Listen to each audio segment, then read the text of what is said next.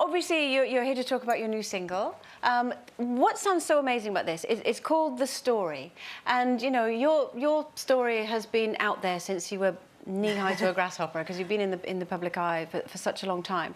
What do you think is so different about this album and the story that you've got to tell at this point in your life? Oh, wow. I'm in such a good place, and this album is really inspirational. It inspired me as I was writing it. Yeah. And it's all about love. It's a look at love from many different angles of giving it, receiving it, making it, standing up for it. And it's just powerful. Like, when I just finished it a couple of days ago, and I sat and listened to it, I was like, wow, this like makes me want to conquer the world. Because the last time you were on, and you were talking about your music then, it was a very cathartic experience for you, and you were trying to explain things from your point of view. You'd had so many things written about you, and you were sort of putting the record straight. And it's brilliant to hear that this time round, it's because you want to spread love. It is. I mean, and coming through that on the other side, you know, and knowing that kind of heartache and chaos.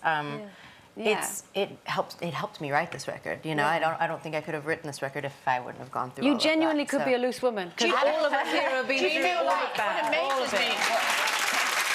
Do you feel like this particular album has been like a sense of release? Because I know from being a singer's point of view, when you write a song, you're just literally just getting everything off your chest. Do you feel like this album has been one of those ones where after you've done it, you've like, oh, I'm so glad I let that go? Yeah, there were things I let go on this record for sure. There's a song called Mother that my mom and I've had an interesting relationship. I love her to death, but as any you know girl and mother do, daughter does.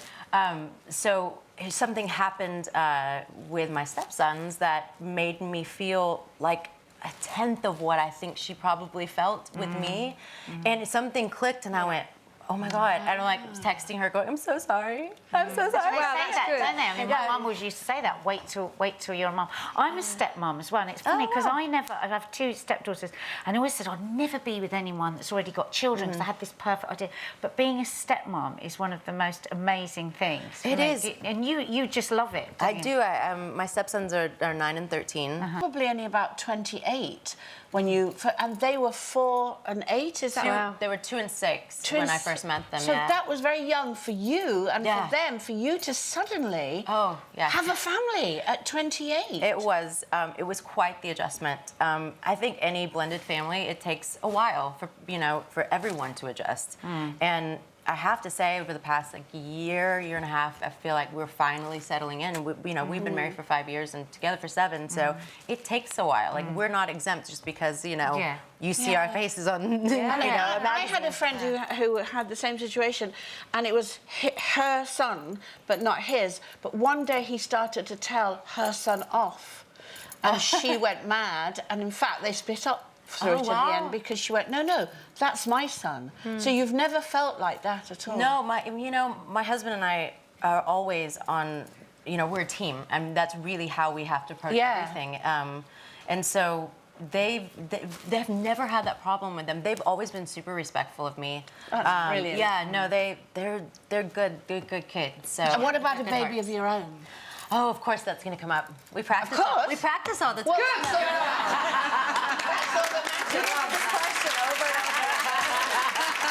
if you're going to have one, everyone starts saying, well, when are you going to have the next one? So don't listen to anybody. I'm taking my time, That's all good. And how is Eddie?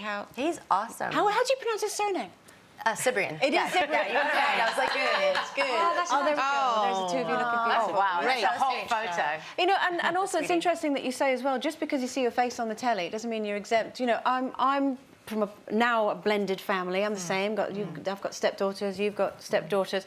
Just because you're in the public eye, you still feel the same pain and go through the same emotions as everybody else. And it's kind of interesting in my place, because I really can't talk about it so much. Because then people have all of their opinions and the whole deal. And when there's places to go to read about being a step parent and how to evolve and grow, and but it's amazing to read people's stories. And first off, sometimes I feel like my story's like nothing compared to some people. I'm like, oh, I feel normal. And then second off, it's you realize, okay, I'm not the only one that goes through it. And women supporting women is a huge deal. Yeah, definitely. We tear each other down so much, and there's so much judgment. And I think because I've been judged and I've been in the public eye. I'm so aware of it, and now being in, you know, being a stepmom and trying to raise kids that are, you know, come from a different place. It's hard. It's hard. It is very hard. We get some pretty fabulous guests here on Loose Women. There's plenty more where that came from. Just click here to watch more interviews with a whole range of famous faces. And click here to subscribe. It's free, so you'd be silly not to, really.